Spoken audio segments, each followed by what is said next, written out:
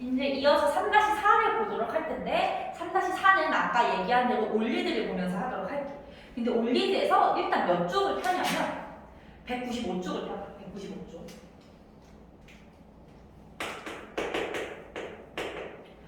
195쪽은 보면은 사실 이게 3-3 파트거든. 근데 우리 미래 출판사만 요 내용이 3-3에 있어서 보는 건데 3-4에 포함된다고 생각을 하면 되고 농민 노동운동이야. 농민 노동운동. 자.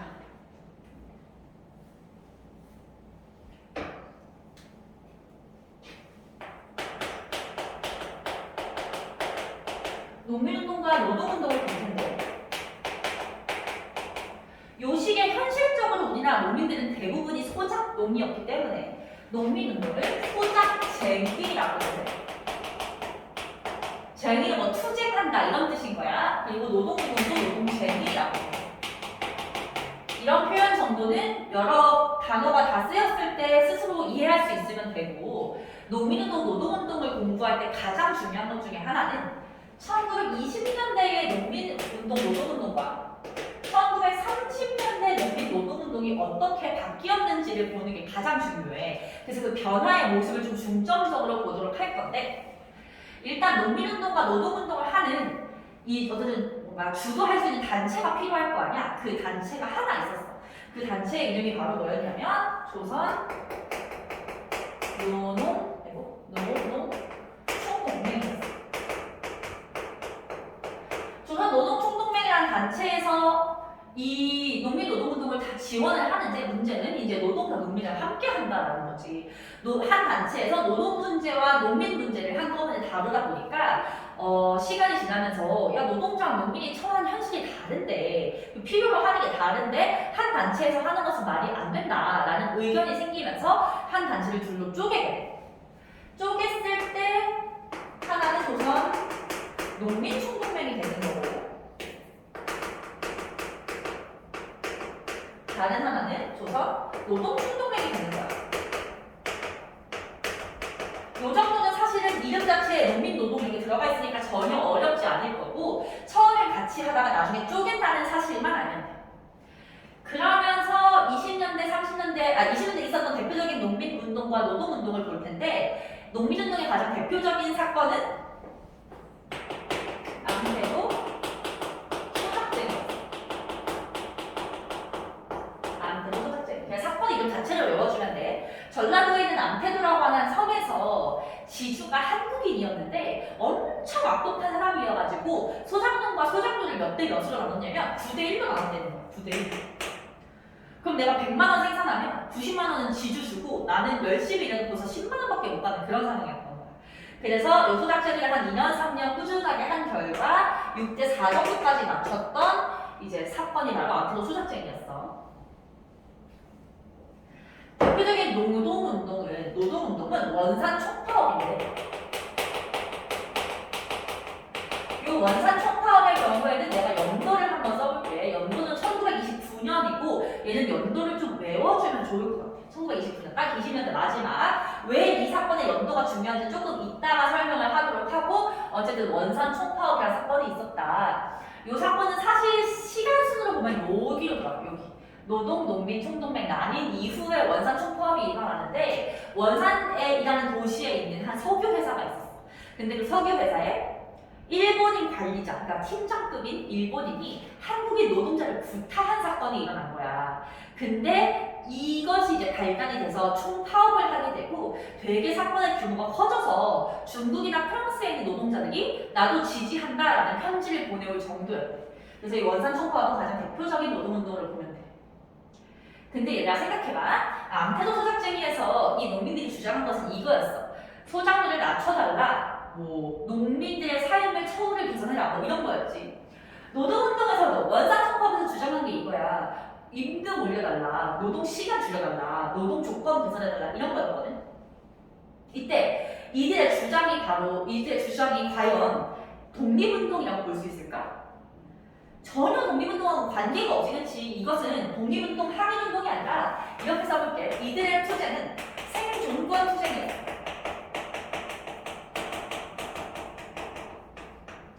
생존권 투쟁. 맞잖아. 나 먹고 살게 해주세요. 지금마다 죽을까 죽을 것 같아요. 이건 그렇지 독립운동과는 관련이 없는 그런 운동이었는데 30년대를 넘어가면서 성격이 바뀌어요. 생각해보면 일제강점 치하에 있는데 내가 아무리 잘 먹고 잘 산다 해도 아예 내 뇌 자체를 일본의 은탁한 친일파가 아니고서야 절대 행복하게 살 수 없을 거 아니야, 그렇지? 이 현실의 가장 큰 문제는 일본의 식민 지배를 받고 있다는 점이라고 보게 되면서 30년대로 가서 항일 투쟁으로 바뀌게 됩니다. 항일 투쟁. 바뀌었는데 문제는 뭐냐면 생각해봐. 우리 아까 막 계몽운동 하면서 문자 보급운동 이런 식으로 해가지고 한글을 가르쳐줬다고 했지. 현실적으로 이 시기에 한글도 잘 모르는 농민 노동자가 얼마나 많은데 이런 것을 갖다가 스스로의 힘으로 할 수 있었겠느냐. 어쨌든 좀 상황상 힘들었을 거란 말이야. 그럼 이게 어떻게 해서 가능했냐?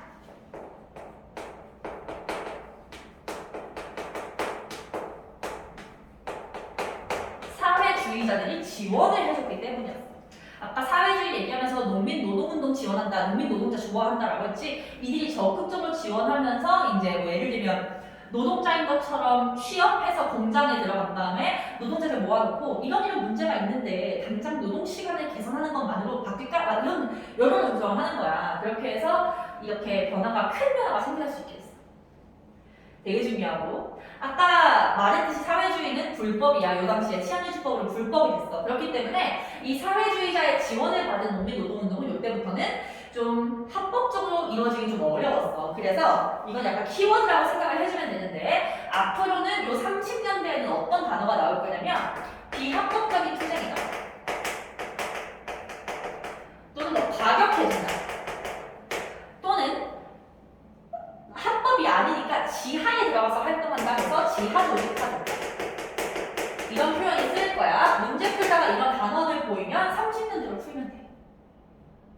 요 내용이 195쪽에 나와 있는 농민 노동운동에서 중요한 것만 추린 거거든. 얘 같은 경우에는 교재에 있는 걸 보는 것보다 이렇게 도식화해서 보는 게 훨씬 편하기 때문에 잠깐 일시정지를 했다가 필기를 하고서 뭐 노트는 아니라 필기를 하고서 넘어가는 게 좋을 것 같아. 필기를 하고서 넘어갑니다. 206쪽 펴세요. 206쪽.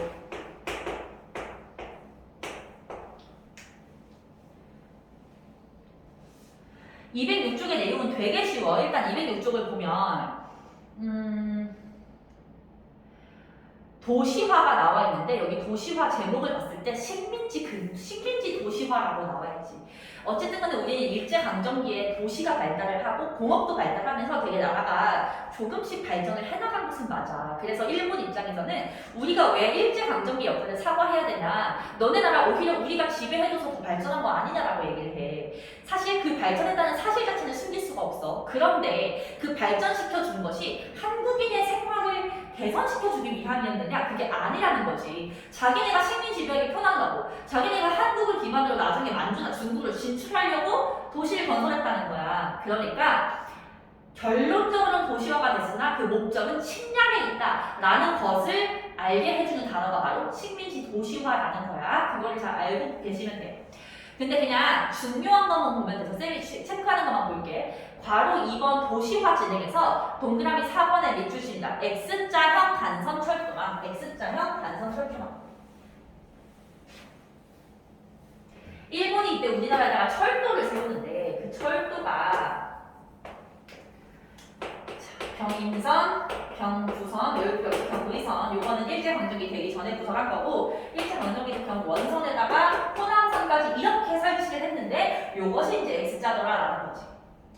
그래서 철도가 세워지면서 삶도 편리해지고 멀리까지 갈 수 있고 빠르게 갈 수 있고 심지어 시간관념도 근대적으로 바뀌었어. 옛날 같은 경우는 야 우리 해질녘에 만나자 이렇게 친구하고 약속하면 누구는 해 지려고 시작할 때 나오고 누구는 노을 질 때 나오고 누구는 해 거의 다 져서 나온단 말이야. 그러니까 이런 문제가 있었는데 이제는 노량진역에서 몇 시기차가 떠날 때 만나자 이렇게 하면 되니까 근대적인 시간관념이 생긴다 이거지.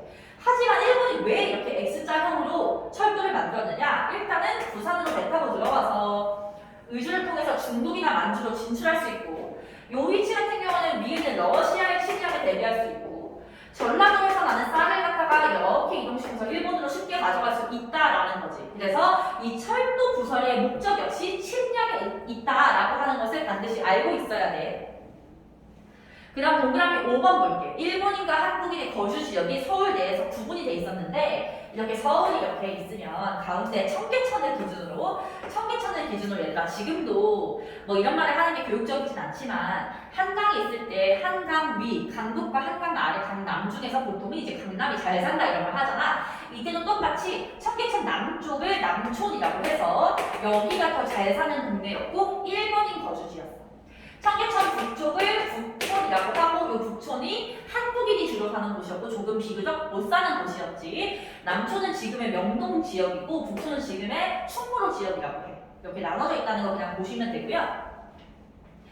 도시에 일자리를 찾으러 왔던 사람들 중에서는 정말 가난한 사람들도 있었겠지. 그들은 제대로 된 집을 찾지 못하고 빈민이 됐어. 그 도시 빈민들은 단어 찾아보게. 토막에 거주, 토막 찾아보게.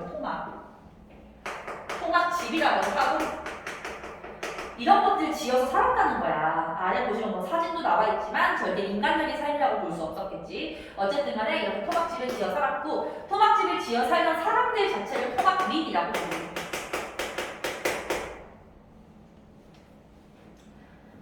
그 다음에 넘어가서 우리 207쪽은 일단 수업 때 건너뛰었거든. 207쪽은 일단 안 하고 아래 사회적 차별 철폐운동부터 넘어가도록 할게. 여성운동을 볼 건데 여성운동 뒷장으로 넘어가서 보자.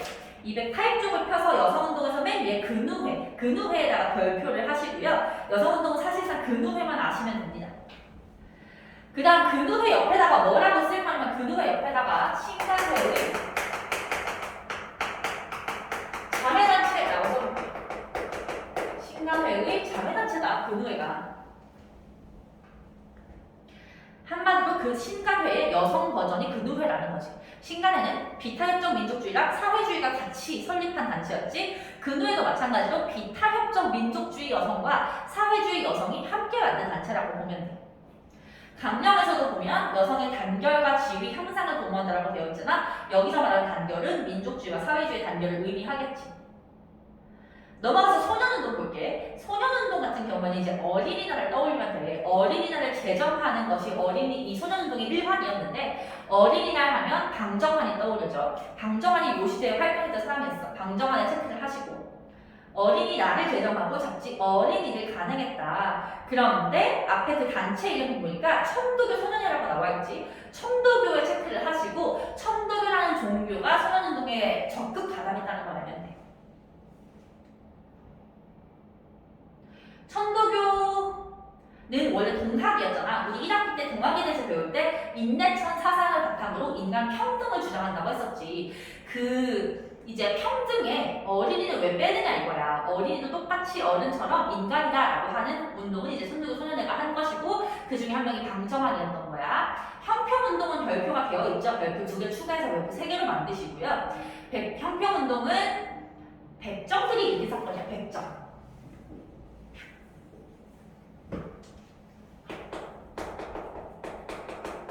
백정들은 조선시대에 소를 도축하는 직업군으로서 천민 중에 천민 취급을 받았었어. 정말 아주 안 좋은 취급을 받았었는데 사실 신분제는 가보격 때 폐지가 됐기 때문에 요 시점이면 신분제가 폐지된 지 30년 정도 지난 시점이거든. 그럼에도 불구하고 백정들에 대한 사회적 차별이 남아있는 거야. 뭐 백정 자녀들은 학교 입학을 거부당한다든가 호적 자체에다가 백정이라고 꼭 기재를 해야 된다든가 이런 차별들이 남아있어서 그런 사회적 차별을 없애달라라고 하는 것이 형평운동이었고 형평운동을 했던 단체 내부에 보면 조선형평사라는 단체가 있었고 진주에서 시작했다. 그거 정도 아시면 돼요. 진주. 그 외에 내가 건너뛴 것은 일단은 안 해도 돼.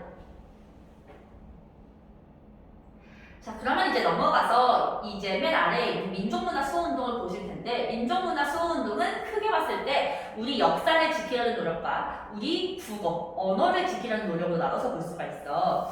근데 아래 보시면 식민사관이라고 나와 있잖아. 식민사관부터 볼게. 일본은 우리나라가 워낙에 역사가 길고 민족 스스로 자부심을 갖고 있는 역사라는 걸 알고 있다 보니 우리 역사를 적극적으로 왜곡하려고 했어. 그래서 그 일본이 우리 역사를 왜곡하면서 만들었던 역사관을 식민사관이라고 하는 거야. 그래서 식민사관을 아래 3가지가 나와 있는데 위에 2개만 볼게. 타율성론과 정체성론.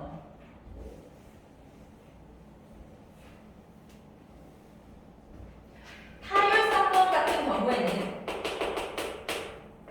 자율성의 반대말인 거야. 한국의 역사는 자율적으로 발전하지 못하고 항상 타율적으로 남의 나라에 의존하면서 발전되어 왔다라는 거야. 그동안 한국은 중국에 의존해서 나라가 이렇게 진행이 되어 오다가 이제는 그 의존하는 국가가 중국에서 일본으로 바뀐 것일 뿐이다 라고 얘기를 하는 게 타율성론이고, 정체성론이 조금 이해하기 어렵거든. 정체성론 조금 더 자세하게 설명할게. 정체성론 같은 경우에는 유물사관이라는 것을 바탕으로 하는데, 유물사관이 뭔지를 좀 이해를 해야 이 부분이 이해가 가거든. 설명해줄게.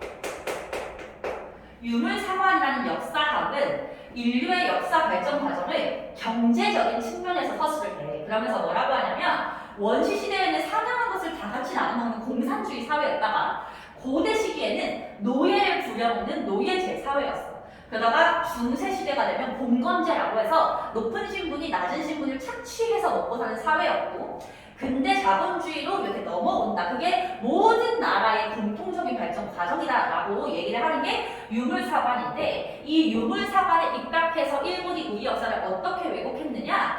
정체성을 할 때 정체성은 아이덴티티가 아니고 정체되어 있다라는 거였어. 한국의 역사는 정체되어 있어. 이 고대 노예제 사회 이상으로 스스로 발전하지 못하고 스스로의 힘으로 중세 봉건제 사회로 넘어가지 못했다는 거야. 그런데 그나마 일본이 식민 지배를 해줬기 때문에 근대 자본주의로 넘어갈 수 있었다라고 하는 게 정체성론이야.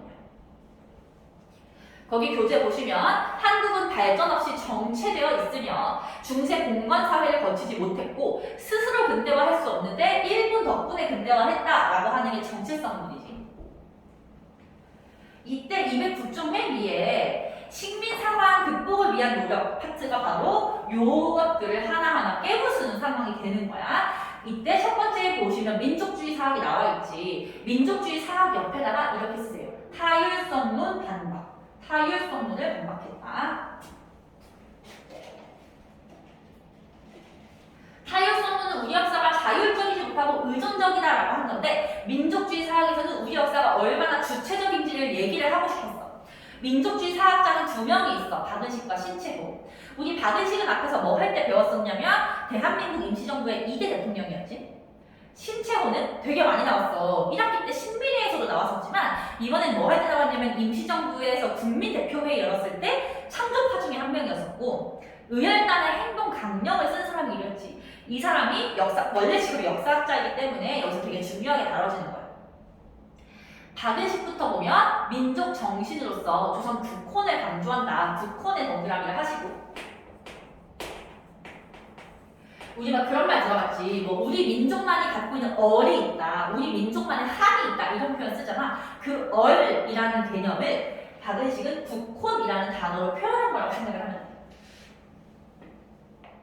그리고 거기 보면 책 제목을 외워줘야 되거든. 한국 통사, 한국 독립운동 지혈사 위에다가 뭐라고 쓰냐면 현대사 연구라고 써요.